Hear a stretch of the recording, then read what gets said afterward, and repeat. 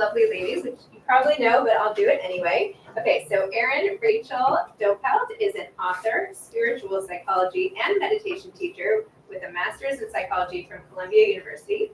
After spending her 20s immersed in study across Israel, India, Asia, and Europe with diverse gurus and yogic educators, she founded Spiritual Intelligence LLC, an international brand offering certifications and transformative programs to help others live their most authentic, soul-aligned lives. Erin created Up-Level Meditation, an active meditation framework proven to help ease anxiety, depression, ADD, ADHD, and shift negative thinking into light. She's also the founder of the Align Coaching Certification, training the next generation of certified meditation teachers and spiritual psychology coaches. Featured in outlets like Healthline, South by Southwest, Nike, NBC, and Google, Erin is from Chicago, lives nomadically with her husband and daughter, and is the author of Nothing Can Stop You, a revolutionary guide to unleash your authentic self, Everywhere Books, which is available everywhere books are sold, but really right here. And then Cathy Heller is a renowned teacher, top podcaster, and best-selling author. She hosts one of the top spiritual podcasts, Abundant Ever After, which is the name of her book as well, which has been downloaded 45 million times. That's insane. Wow. And she's the author of the USA Today bestselling book, Abundant Ever After, Tools for Creating a Life of Prosperity and Ease. She is a practitioner of the law of reception and has a deep understanding of the universal principles of manifestation. Cathy guides individuals on a transformative journey towards unlocking their highest potential. And if you don't leave here today transformed, get your money back. It was free. Yay, thank you. I love it. Oh my God. Thank you, everyone, Zippy for with coming. us everywhere. Make us feel so good about ourselves. Where were you guys in 7th grade when I needed you then? So fun. This is all I want to do on a Sunday. Do you remember the Lily Tomlin on Sesame Street where she sat in the big chair? I feel like I'm in that big chair right now. And that's the truth. So shall we start with talking about your book? Let's do it. Hi, everybody. Welcome. Thank you so much for being here. Let's set the moment as different than all others. Yeah? Okay. Roll your shoulders back. Uncross your legs. When you cross your legs, you are cutting off energy, and you want energy to flow. You want breath to flow. And let's fully arrive. So you can roll your shoulders back. I offer you Yana Mudra, thumb and index finger gently touching palms, facing up to receive the good energy around you. This is commonly referred to as the guru's grace, the teacher's grace, said to help with balance, content absorption. We don't know what to do with our hands. I'm telling you what to do with your hands. So you can rest them in your lap. You can close your eyes. And let's just take a couple inhales and exhales here just to clear. Inhale deeply through your nose, lower belly expands. And exhale through your mouth, let it go. Inhale deeply, lower belly expands. Exhale completely, let it go. One more, inhale deeply. And exhale, release. And just bring your left hand to your heart and your right hand on top. And I just want you to give yourself a moment to fully arrive. It's a Sunday. We've been moving throughout the whole weekend. And just give yourself this anchoring. You can picture golden braided roots through the base of your tailbone, moving through the floor into the ground and connecting to the earth's core. And allow this to be your reset, your grounding. And ask yourself, what do I need most right now in this moment? What do I need most right now in this moment? And just notice.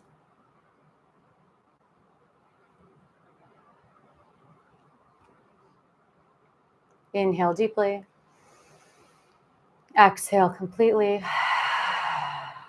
Inhale, fill up. And exhale, let it go. And when you're ready, you can roll your shoulders back. Gently open up your eyes. Move into a position that feels most comfortable in your body. You're allowed to cross your legs should you desire it. And a core theme in mindfulness is the practice of non-judging. So whatever came through for you, is there a gentleness we can hold with that? And that's a nice little entry point into Nothing Can Stop You. I was connecting with Cathy, and this is truly a book about going from spiritual starvation, which honestly I think is the most common epidemic, this deep desire to connect to ourselves, to the people around us, to the divine as we understand it. And it's a story of spiritual starvation to healing, nourishment, grounding. And for me, I moved to Israel. I moved to India. When I was in Israel, I was living in a papaya farm. I studied with shaman in this very sacred ashram in the desert of Israel. I dated, and then I moved to India.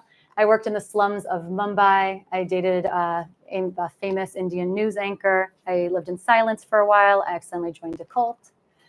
And then essentially that brought me back to the States, where I got my master's in clinical psychology and education at Columbia. So everything I share with the world is this rooting of Eastern ritual with Western psychology. And this is the story that kind of holds both parts of that. That's my baby. Hi, baby. And my husband that I manifested, which I talk about in detail in chapter 6. Yeah.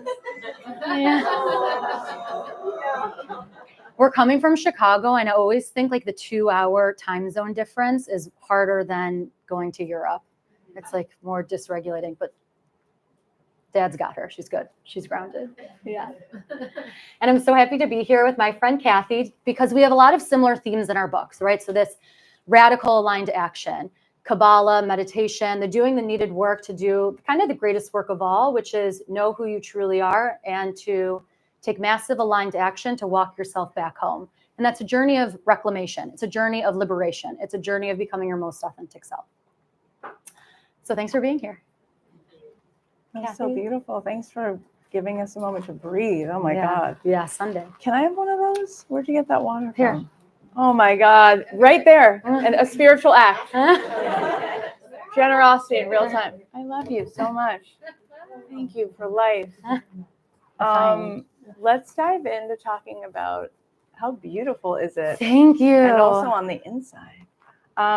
So before we dive into some of the spiritual practices of like the East meets West, which I think is so spicy and yummy, I felt like one thing we could maybe start with, which we kind of talked about what we might talk about. I want to talk about the last thing you said first, which is how do people know when they're out of alignment?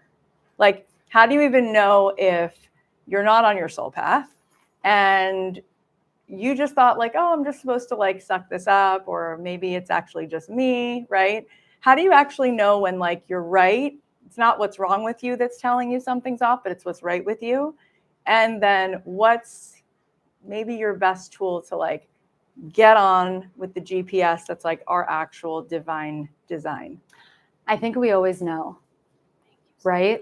And it's quiet. Sometimes it's an inner whisper from what I call your inner guru, your inner light. Sometimes it's quite louder, and it's a mental health obstacle, losing your job, a shift in your romantic relationship, a scary diagnosis, something quite massive that forces you to shift, right? To make a U-turn. However, we live in a culture that allows you, encourages you, have the 5 p.m. glass of wine, watch all the Netflix, scroll, go date this person and then that person, try them on. So kind of encouraged to be in this cycle of numbing. And we are so good at it, right? We have so many different ways that we can self-soothe. We have this oral fixation. So think about it logically. You just saw my daughter. When you're born, you come into this world and you're seeking the nipple, right? It's just the most natural, basic human instinct. And then you go from the nipple to the bottle to the pacifier. Oh my God, you're starting solids. So you have food. You can start eating food. Oh my God, you're growing up. You get to choose your own food. Oh my God, there's other things that when I have this like fixation around my mouth, I'm calm. I'm going to drink something. I'm going to smoke something. I'm going to soothe. I learned that we learn that those things aren't good for us over time, but we learn to soothe with other things, which is the most basic human thing ever.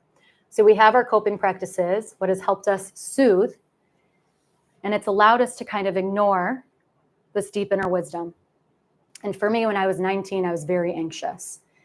And I believe, and there's a lot of, I share the work in my book by Dr. Lisa Miller, and she wrote the book, The Spiritual Child. And I talk about the importance of nurturing spirituality. And she has another book called The Awakened Brain, which is how it talks about how a mental health obstacle can actually, if you lean in, can be a positive thing, the brink of a spiritual awakening. And that spiritual awakening is the thing that brings you back into alignment, that brings you back to your breath, to a regulated nervous system. Now, so much of what I teach, I like to, share that, but make it very grounded. When you have a regulated nervous system, when you are sharing these practices, when you are opening up your shoulders, opening up your hips, increasing your breath work, exhaling deeply, you feel this thing that you've desired for so long, and it's not happiness, it's clarity. There's nothing more delicious than clarity. And from that clarity, you know what to order for lunch. You know how to dress yourself for the day. You know if the relationship you're in is your highest possible soulmate, romantic soulmate. You know if you need to sit down and write the book, sign up for a program, move cities or houses. So I truly believe so many of us just need to have that authenticity with self, because and I would wake up and kind of almost hear that. And in hearing that or not hearing that, that voice became louder and louder and louder and louder until you have no choice but to listen, until you have no choice but to take action. I think it's really powerful that you have not just studied all this different wisdom, but you actually went and lived in it. Yeah. I think it's a really interesting world we live in, that everyone has an opinion about things they have no knowledge of. It's just like fascinating. Mm-hmm. But you actually took yourself on these journeys and like lived in the Far East, and you also lived in Israel, and you also studied Western psychology. And I think it's pretty special that you then combined what you thought was the Hannah Montana best of both worlds. If you don't have 3 daughters, you don't even know what that song is, but that's okay. Inside joke. Anyway, that's the theme song. So, see, she's 2 people. We'll talk about that later. Okay. So you took the best of all the worlds, and tell us why combining that for you is like the special sauce, the Western psychology meets the Eastern practices. We're very logical people, and it's almost as if it's like, here, this is my favorite example I'll share with you. The miracle could be right in front of you. You could be so obvious, and sometimes we still don't listen. So we're in Egypt, right? So the Israelites, which is Christianic and Judeo, so anyone of that lineage.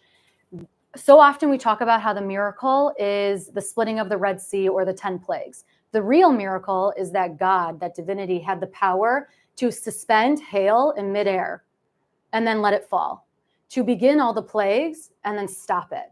And of the 2 million slaves, after seeing this miracle stare them in the face, only 20% followed Moses to the Red Sea. And right now we need to be the 20%. We can have the miracle staring us right in the face, and we sometimes need the logic, right?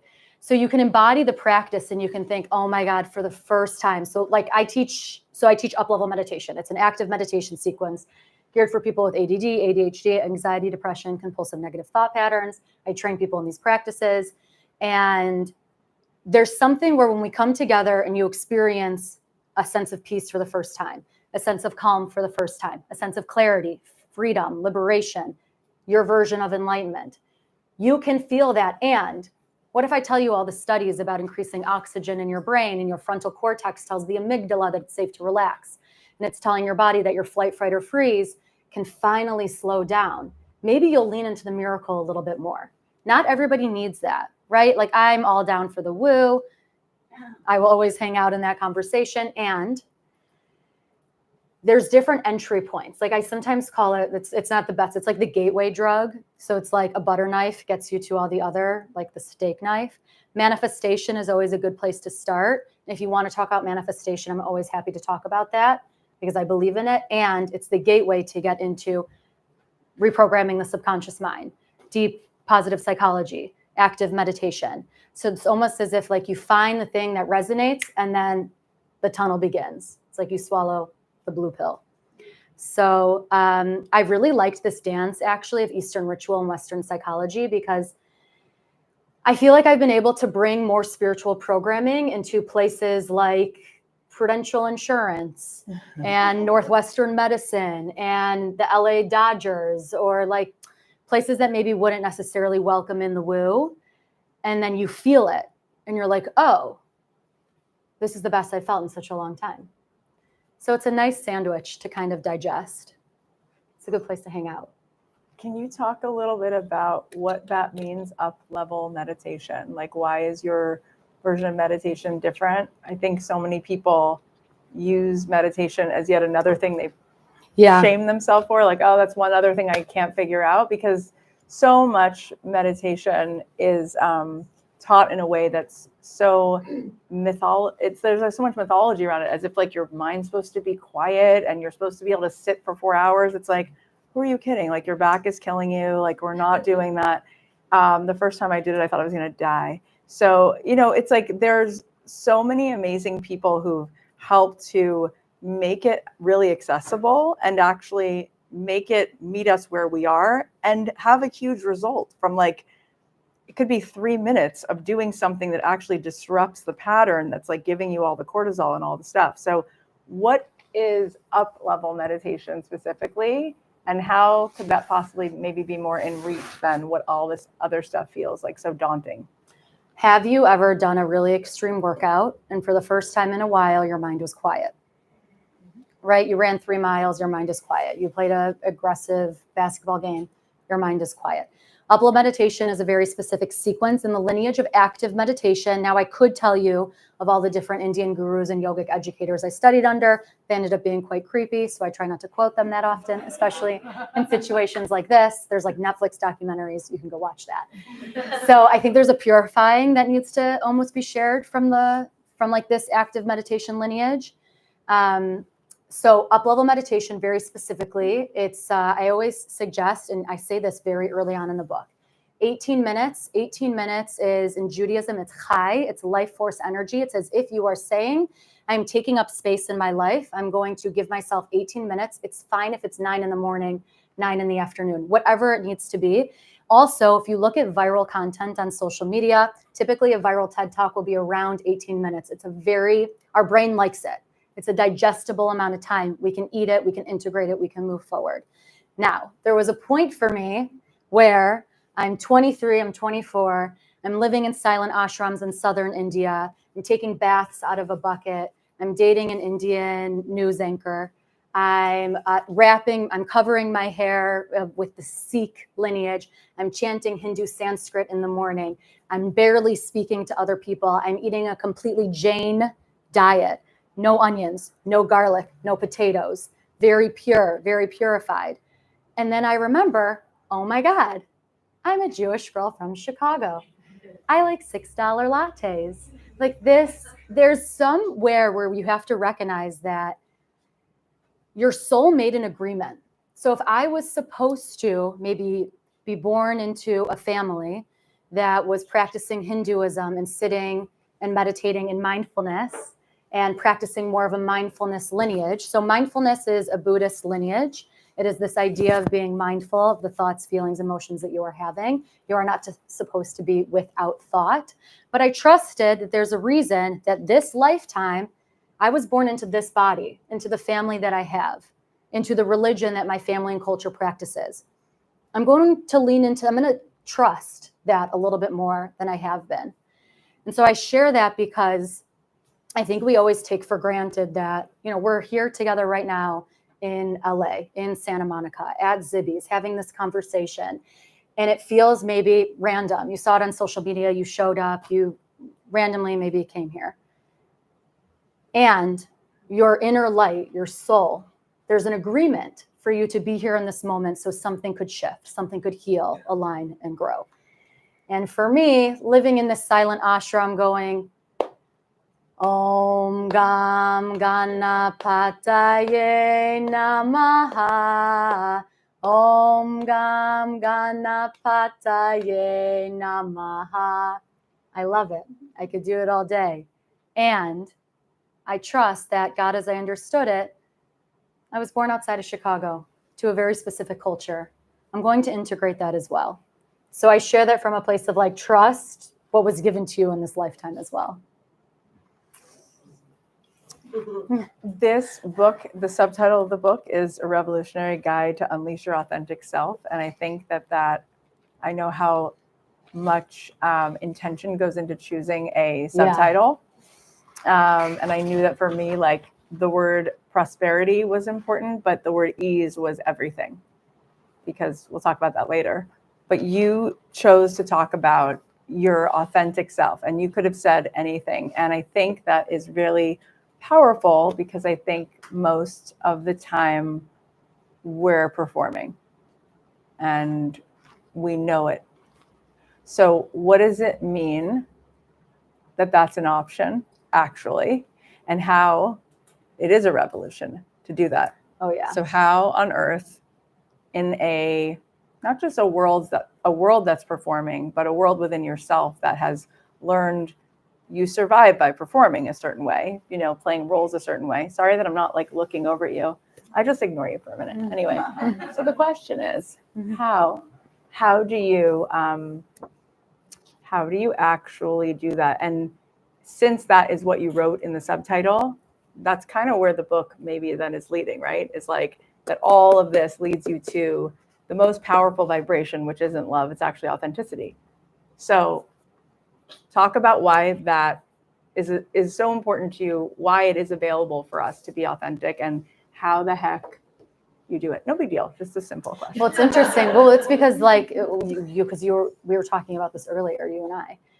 There's nothing that is more intoxicating than feeling like the youest version of you, where you are the fullest expression of self, where you are unedited, we're having raw conversations. And in that unedited fullness of self, you end up connecting to your community, the people that you're supposed to be with, and it propels you on what I call your highest possible timeline. Now, I like to be very gentle with this verbiage, because the obstacles that were given to you in this lifetime are here to carve you. So Kabbalah teaches that, yes, like the obstacles are here to carve you. And should you desire to take up space in your life, the roadmap to follow is your deepest desires and dreams, because your deep desires and dreams are unique to you, your purpose, your dharma in this lifetime. And when you follow that deep calling, you live what I call your highest possible timeline. And that's authenticity. It's going to look different for every single person. Our conditioning typically starts around, it's way earlier. A lot of the research is around 7 years old. So it's almost, I talk to people all the time, but who is my most authentic self? I've been reprogramming over and over and over again. How do I walk myself back home to who my most authentic self is? And I invite you to think about your 7-year-old version of self. How would the 7-year-old version of you want to spend their day? What would they want to eat for lunch? How would they want to dress? What would they think is funny, interesting, charming? And then go do that and see if it resonates. There's this amazing book, and I reference it in my book as well, by Dr. David Elkins, called Beyond Religion. And a lot of his thesis is about how we have removed so much of the sacred from our day-to-day life. Because a lot of our life when you're younger is pretty magical. Like going to the pool is the most majestic thing ever. Meeting a dog, there's nothing like meeting a dog. Having a grandparent and like looking at your grandparents' eyes. Being a child is a spiritual experience. And it's almost as if we need to bring that sacred back in today. So Dr. David Elkins writes about, think about what nourished you in the past. Think about a time where you were just like, you were really immersed. You were so happy. You were deeply connected. What were you doing? Were you with a specific friend? Were you out in nature? Were you cooking a beautiful meal? Were you listening to poetry or watching a movie that moved your soul? What was the thing you were doing? And schedule it in 2 to 3 times a week. And it's called a soul program. And it's majestic. And it helps you walk yourself back home. But Cathy, I'd like you to actually share something that we spoke about and you shared about on social media recently, about how you were going to order a glass of wine and you felt like you didn't need to because there was no better high than just feeling like you. Right. Yeah, so it was my birthday in June and none of you got me anything. It's okay, but I'll remember that. All right, just kidding. It was my birthday and we were supposed to get on a plane to Paris. And all I wanted to do instead was for my husband and I separated a year ago, but we were living in the same house and like co-parenting, and he's like my brother. He's really the nicest person I know. He's great. But I wanted us to like no longer live in the same house. And that's what I wanted instead of going to Paris. I was like, it's really time. And we have 2 homes in Florida. It's a long story, but we were there and I was like, it's just time. And he was like, okay, like if that's what you really want, we'll go. Anyway, and then we all, him and my kids and my mom, my sister, we all went out to dinner and I was like, I don't need the wine. Like, I'm just like, oh my God, I was holding so much and there was guilt and there were stories. And it's like, you can't convince someone into their own becoming. And it's none of your business. Like, love people as they are. Let things just be what they are. Like, just stop trying to control everything. Anyway, that's me. And so I didn't go to Paris, and I didn't. And then my middle daughter, I have 3 girls. Her best friend was having a bat mitzvah in Greece. Her grandparents are Greek Holocaust survivors. They were flying a Torah over. It was beautiful. And that was supposed to be on the other side of the Paris trip. And I was like, oh no, I really want her to get to go, but I really don't want to go on this trip and perform and do the things. Like, it's just need time. And I asked him if he would take her to Greece. And normally it's like a hard no, because I'm the one who like is the camp counselor and I run all the things. He's like, I'll take her. And it was awesome. And they had such a good time. And I was like, so in everyone's business all the time, like I could never even let him, like, I wouldn't think that he could handle, of course he can handle that. He went to law school, like he's fine, he can handle it. They had a great time. And then my younger daughter and I met them in Switzerland with my older one. And then I took my 3 girls alone to Italy and met a cute boy on a boat, but nothing happened. I wish. Let me just make up this story. And then I was like in Lake Como having this trip. And I was like, again, I like went to like order a martini. And I was like, I don't even want it because I'm so high that I'm totally my fucking self right now. Oh my God. Like the sunlight is like different. Like everything. It's also like Como, for God's sake.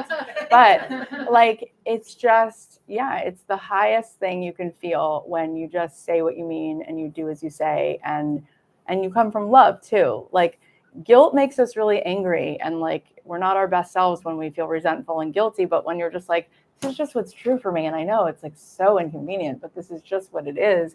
People are actually like, okay, I could be on board with that. You know what I mean?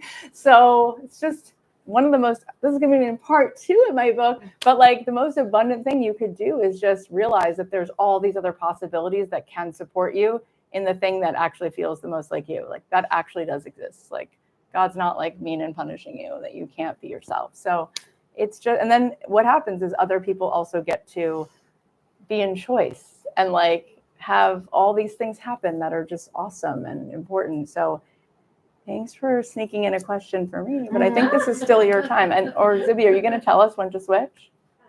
I wasn't going to. Well, we'll do questions in about 5 minutes. Questions and answers from the audience. Or do you want to ask me more things? I didn't even know I was talking at all today. I thought it was like when Amy interviewed me here about my book, but I'm happy to. Yeah. All right, so you're segueing well. Go ahead. Yeah, divine. Okay. Guys, there are seats right here. There's 3 seats right here. Or you could stand. You can come on my lap. So when it comes to abundant ever after, what is the top 3? Is 3 too many? I don't even know if I can. What are 3 practices that you would recommend people integrating from your book right away to live their most abundant life? Okay. Well, the thing is that the very first thing that I learned from my rabbi, David Erin, lives in the old city of Jerusalem, which was a total, like, not supposed to happen, but of course it happened. And then I moved in with him and his family and lived in Israel for 3 years with them. And I've been studying Kabbalah with him for 25 years, which is really amazing, by the way, because our eyes, we see so much further, not with our eyes, right? And so the thing you think you want, it's like God has so much more for you. And like with the physical lens, like you're like, I want this person or this job. And it's like, if you could just let go, there's just this infinite amount that wants to pour in. And so that was like the most amazing manifestation early on in my life that gave me everything I didn't even know I wanted, that I totally wanted beyond. And the first thing he said to me when we sat down, when we were like first learning, was, you are a masterpiece. You're a piece of the master. That completely changed my life. And then he said, you are someone because you're some of the one. So the central prayer in Judaism, which sometimes you know like 5 things about Judaism because you've seen movies where people break a glass under a chuppah. But the central prayer in Judaism is Shema Yisrael, Hashem Elokeinu, Hashem Echad, which means God is one. People think that means that Jews came up with this idea that there is one God. It's true. Abraham is like this amazing dude. He had this understanding that there was one God, but that's actually not what he said. He said that all there is God. It's oneness. It's oneness consciousness. It's a unified field. That is a quantum leap difference than saying there's one God over there that is separate from me. That is not what it means. It means that we are all connected, that this is a oneness, that there is a oneness. That is what is uniting all of us. There's an energy that can't be created or destroyed. So that's in like chapter 1 or 2 of my book. I'm not sure. I forget. We moved chapter 1 and 2 a lot, and then we finally decided. So I didn't do my homework before I came. But anyway, it's in there. And the thing about that is it's quite powerful. But the reason that I said ease and prosperity is because she's the darndest thing. But all these people come to me, right? The show now actually has 55 million downloads. Isn't that impressive, guys? I know. No, it is kind of fun because I was such a C student, and to think that I accomplished things is like, this is so fun. My high school teacher ran into a girl who I went to high school with, who I'm not even calling a friend, although she's a friend now, but she wasn't really a friend then. I thought she didn't like me. Anyway, she wrote to me, this friend, adjacent friend. Anyway, she wrote to me and said, I ran into so-and-so, our high school teacher, who said, can you believe that Cathy Heller is like so successful? That happened. And this girl who had really big boobs in high school, who flirted with all the boys, who I thought hated me, said, of course I can believe that. And then I was like, Ashley, you thought that of me? I thought I had no friends. Ashley. Anyway, so thank you for that. But no, it's a big surprise that I, did things with my life. But anyways, so the thing about it is, because I have this audience, people come to me every single day, and it's the darndest thing. They're in a state of lack. They're lacking things. They want to have a better experience. They want to have more abundance. They want to have more opportunities. They want to have a better, all of these things. And they think that these things are things they have to figure out, and that these things might miss them their whole life. They might not discover, it's really, really a thing, you guys. This is a thing for everyone. And here is the actual truth, is that God, okay, the infinite, the divine, I'm going to give you the big, secret, the big reveal, wants to give you everything right now. Actually, it's already here. It's already done. It's actually on blast, infinite amounts all the time. What it's looking for, the divine is looking for a vessel to pour through it every second. So a light bulb can either have 45 watts and then receive 45 watts of electricity, or it can be a 100-watt light bulb and receive 100 watts of electricity. But the electricity wants to flow through. It's already on tap. It's already there. So then the only question, which is the question in this book that I'm answering in this book, this is what my podcast is about. It's so simple, is you just need to realize that, numero uno, have the bitachon, have the certainty. The word bitachon in Hebrew means, it's not just faith, it is the certainty of what I just said. Okay, that is level 1, ground 1, Kabbalah, Judaism, all of it. That is what you know to be true, period, end of story. And because you are certain of that, your only job is to become a bigger vessel. Now, how do you become a bigger vessel? You become a bigger vessel because the word Kabbalah literally means to receive. What are you receiving right in this moment? How much electricity are you receiving? Well, if you're in fear, shame, doubt, and lack, you're receiving nothing. So how do you know when a person has a big receiver? You love being around them. They're in the moment. They're having fun. They're laughing. They're probably making things feel silly. They're present. They're compassionate. They're open to hearing what everyone has to say. They're not really triggered by anybody because they're kind of allowing people to be who they are. And they're in a state of believing that everything is as it needs to be. And they are in gratitude. They're constantly in the receiving of, oh my God, those trees. Oh my God, this person. Oh my God, even this bad experience has shown me I'm needed in this experience. So it's giving me purpose. Oh my God, what am I receiving right now? So people who are like that, they don't have anything to figure out. Everything just happens to you all the time. All the good shit happens to you all the time. And so I say it, I try to stand on my head and say it, but there's no reason why I should have the life I have, be making millions of dollars doing something that never feels like a job. My daughter today said to me, Mom, it's how can the weekends only be 2 days?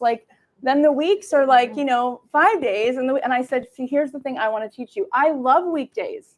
I love Tuesdays and Thursdays and Mondays, and I love all of those days.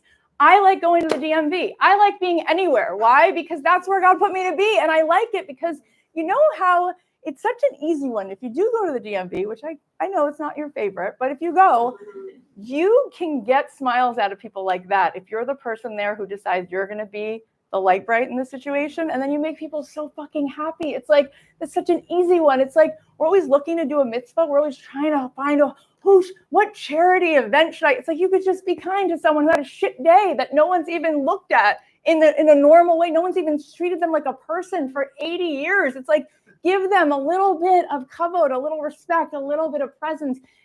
They'll make you know what happens? You get to cut the line. These are the things that happen. I'll teach you trick.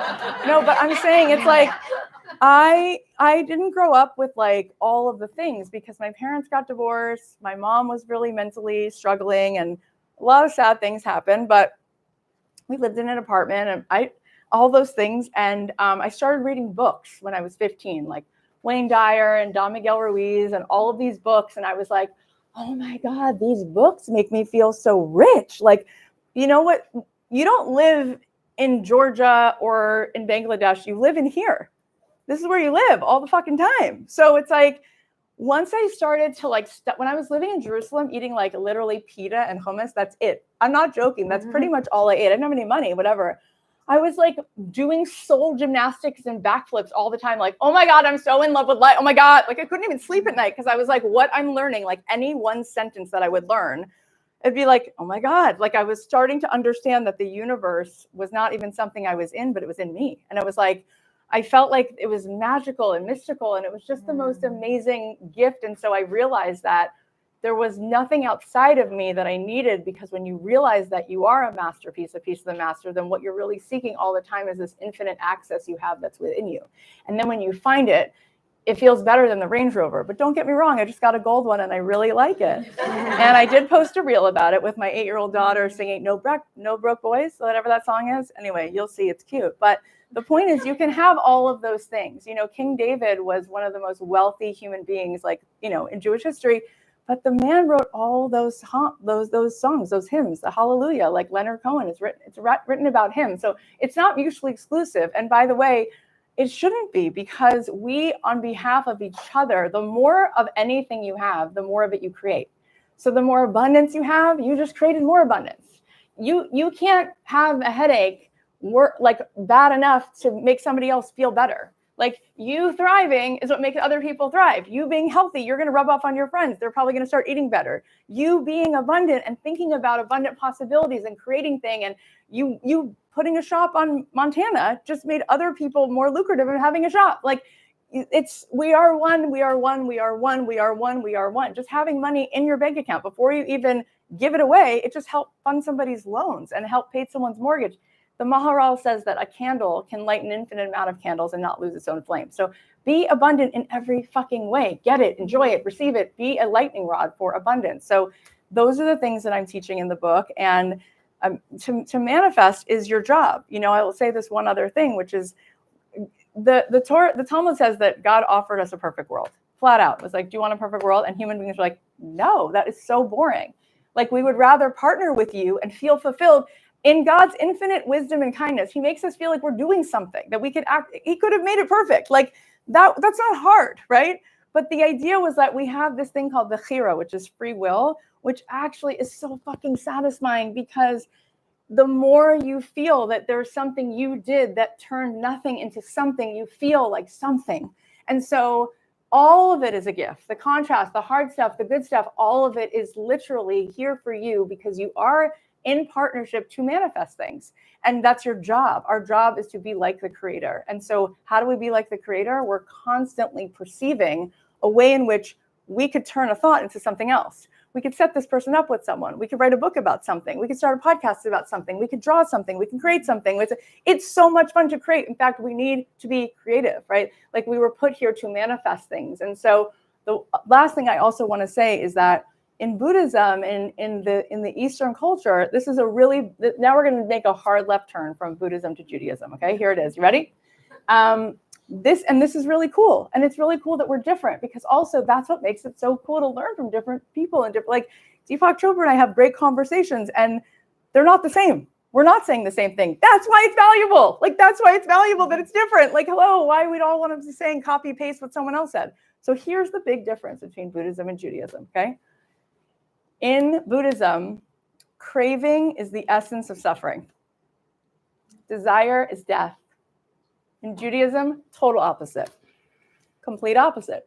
We actually believe that ratzon, which means desire, is life. In fact, if you don't have ratzon, you're dying. It is totally opposite. So in Judaism, the idea is that when you have a desire, you want to be a bigger version of yourself. You want to build a business. You want to lose the weight. You want to move. You see a vision for how you want to create something in the world. That is literally your life force. Why? Because that desire, if it's really, really, if that light, that pilot light is really on, it actually is what awakens you to build a bigger vessel to actually receive that desire, to become the 2.0 version of you who could actually be the match to that desire, right? It's like I was dating a guy in college who I then got engaged to and then broke up with, but he's really sweet and all of the things. And I remember he was smoking cigarettes, and one day I was in his townhouse in college, maybe this is a TMI, and I was sitting on the couch and I was waiting for him to get changed, and there was like McDonald's straws cut up and all this like white stuff on the table. And I'm totally prude and boring, and I'd never done drugs or smoked a cigarette. Anyway, and I was like, why is there all this sugar on the table? And he was like, don't touch it. Oh my God. And so I was like, I'm so naive and like, whatever. So we left. And then his roommate was like, oh my God, I'm so sorry. And he's like, my roommate's doing coke and da da da. And I was like, what? Oh my God. Like I like was so unaware, like so naive.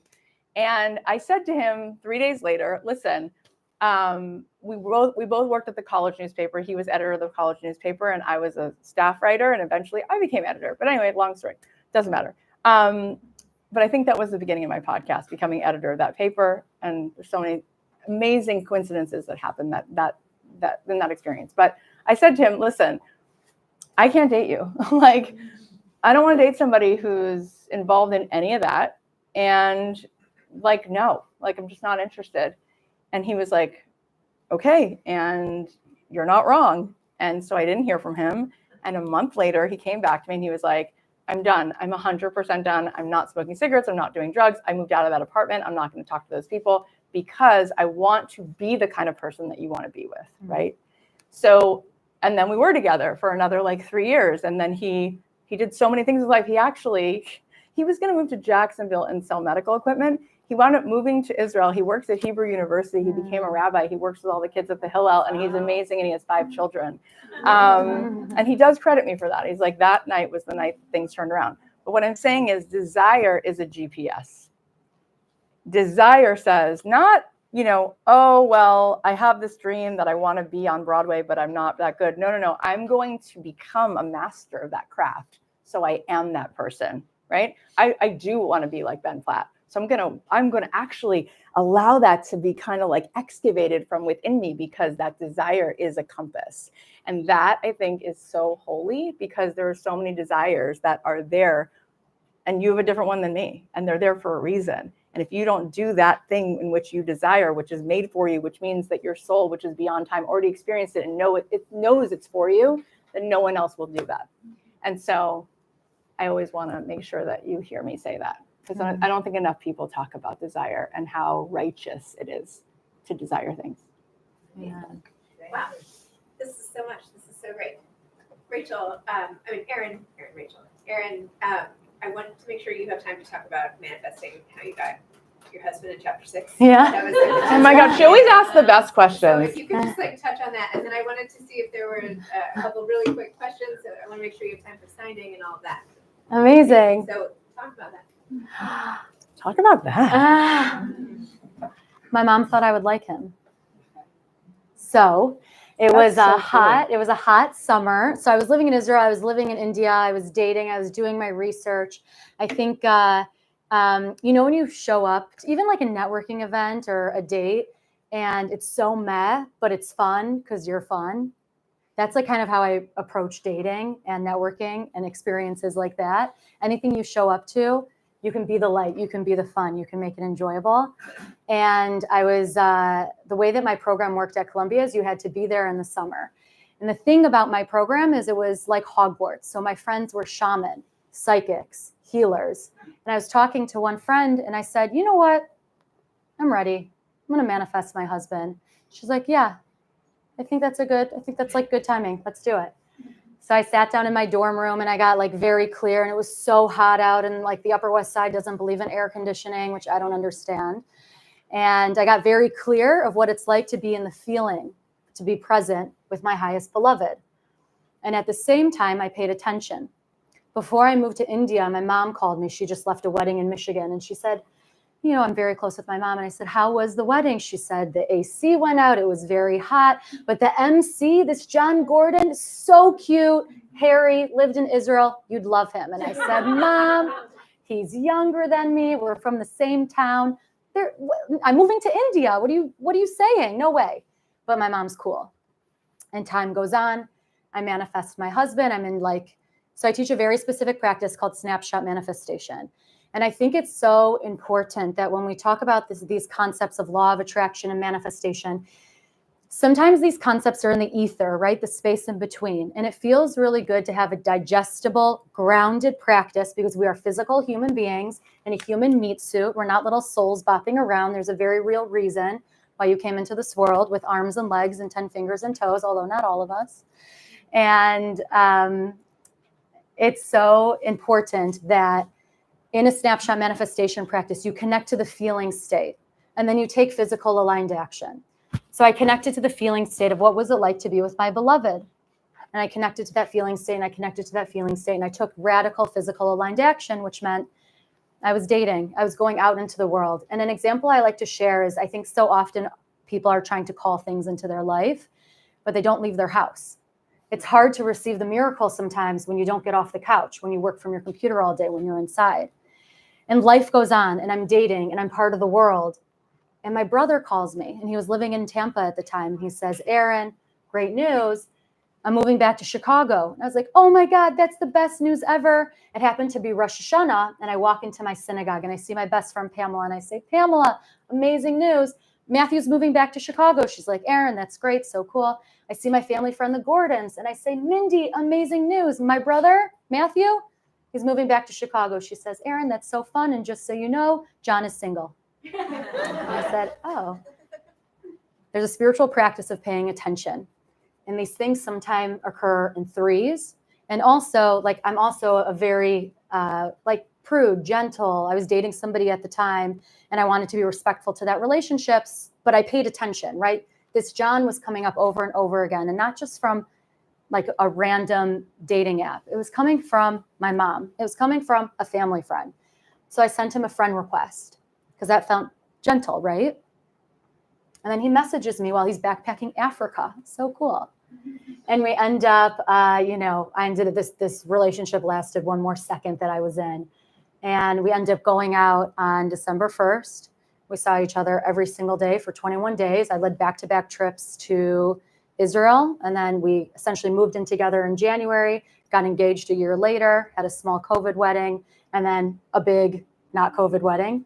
And we live this very nomadic lifestyle. And I believe in manifestation, in this divine pairing of connect to the feeling state, because when he walked into Opart Thai and Chicago Ave in Chicago, he put his hand on my shoulder, and it felt like home, a remembering, a reconnection. I know this person. We don't need to do the whole dating for 5 years, engaged for 2, the balagan. It's not necessary. You can skip the steps. You can drop in.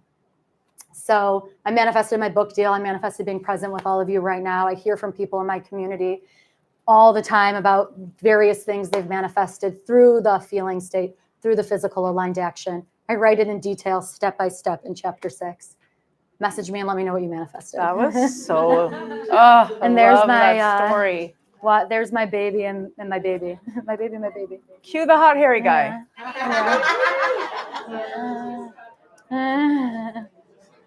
Look, and I manifested him walking in.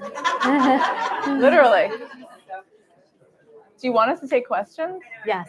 We're good. Yeah, no, we've totally questions, comments, feelings. Anyone want to ask a question? 1 or 2 quick questions, and then we'll sign Yeah. the books. You guys are amazing.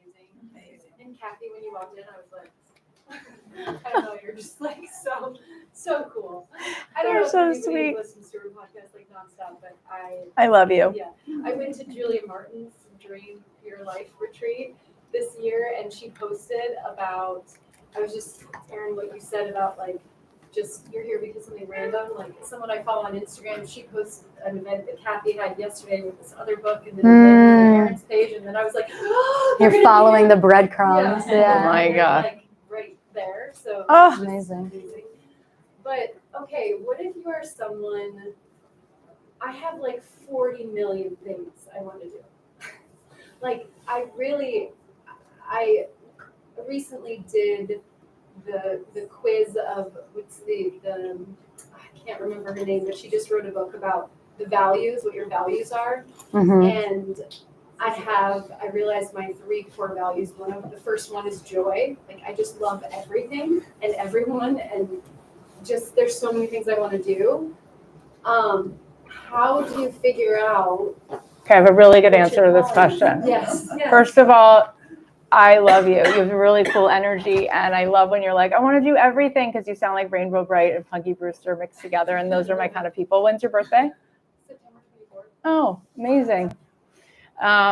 Okay, so here's a really cool answer, because there's a lot of answers, but I think this is a cool answer. Okay, so there's physical consciousness and spiritual consciousness when you do things, right? By the way, I'm wearing Invisalign, so do you like it? It's sexy. Okay, that's why I sound like that. Anyway, there's physical consciousness, which is kind of like this. If you were a farmer, anyone here? No, you're like, no, I am We're a farmer, getting chickens. actually. Okay. Yeah. Okay, if you were a farmer and you were farming land, physical consciousness, just not that all farmers can't be spiritual, but I'm just using this as a metaphor. You might say, I'm putting effort here and I'm planting seeds right here, and then I expect that these seeds right here will grow right here because this is where I'm putting my effort, right? That's physical consciousness. Spiritual consciousness is, I am moving energy through me in lots of different ways, and I'm not the one who knows what's actually mine. God knows, right? A lot of people are walking around with a life that doesn't even belong to them. It's not their life, but they were like, no, I want this person with this house and I want this job. And it's like, oh, okay, senorita, go get it. You know what I mean? It's like there was a whole other mazal for you. There was a whole other life that you could not let go of control. So that's the one that you have, right? So and we talked about this, but I fucking love what you just said. I really, really, really like got it like zzz in my bones, and I want to try it. But there are different kinds of manifestors, and they're all legit. Like Michael Singer talks about the surrendered experiment, surrendered soul, the untethered soul. There's other people talk about specific manifestation. And still, there's the 99% of reality, which is none of our business. It's God's business, right?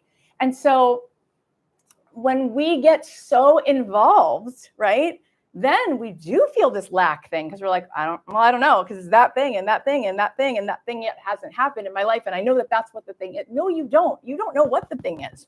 You don't know what the thing is. And spiritual manifestation and spiritual consciousness means I'm just going to show the fuck up.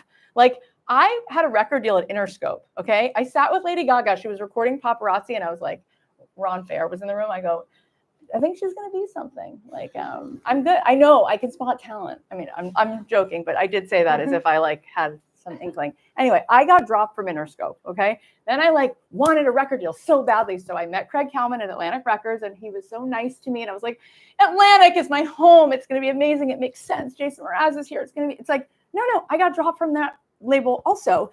And I did have this moment of like, this is the thing I want, and I'm so close, and I'm so good at it, and it's not happening. And like, I had this like, and it was very frustrating, because I was like, I'm supposed to be Sheryl Crow, and why isn't it happening?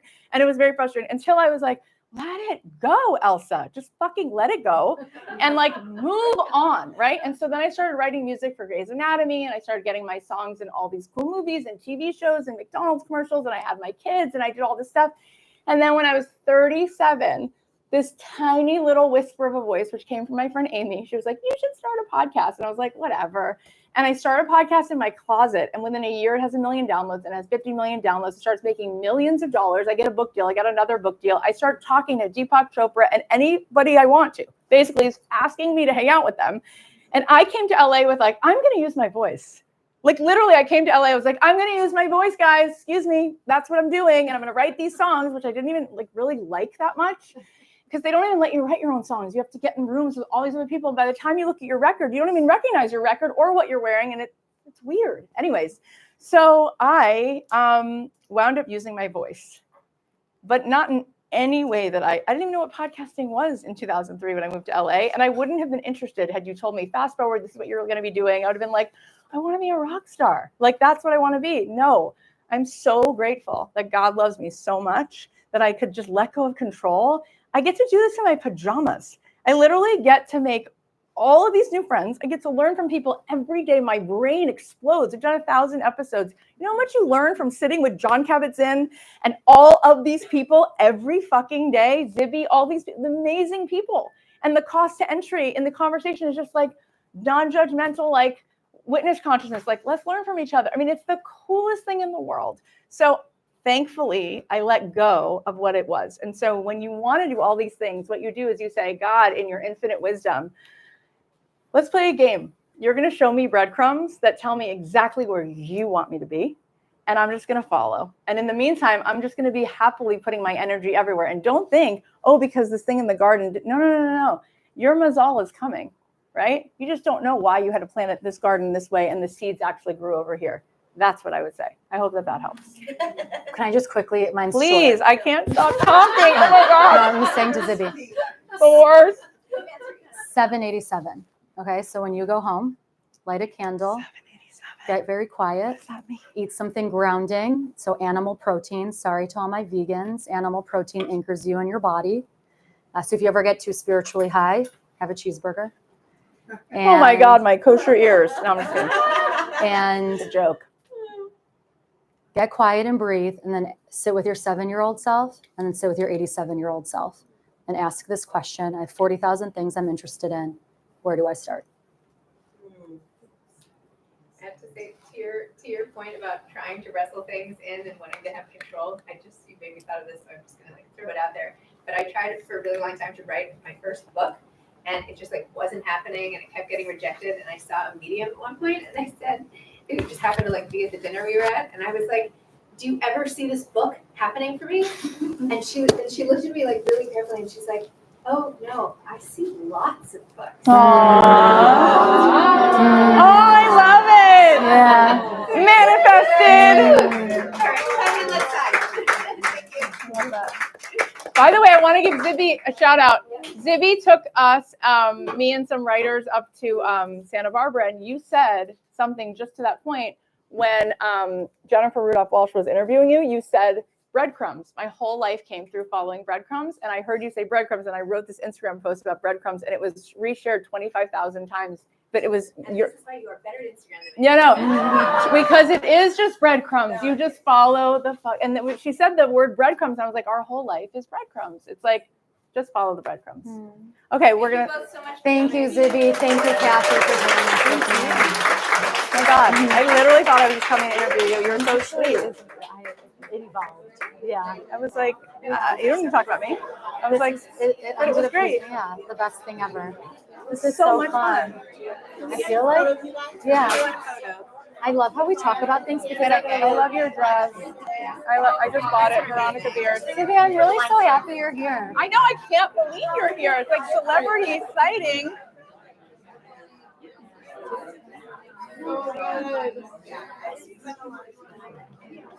Amy, you're the best. Thank you so much. Hi. My name is Jill. Hi, Jill. I'm a nice Jewish girl. Oh my God. Thank you, Okay. I need a pen. Yeah.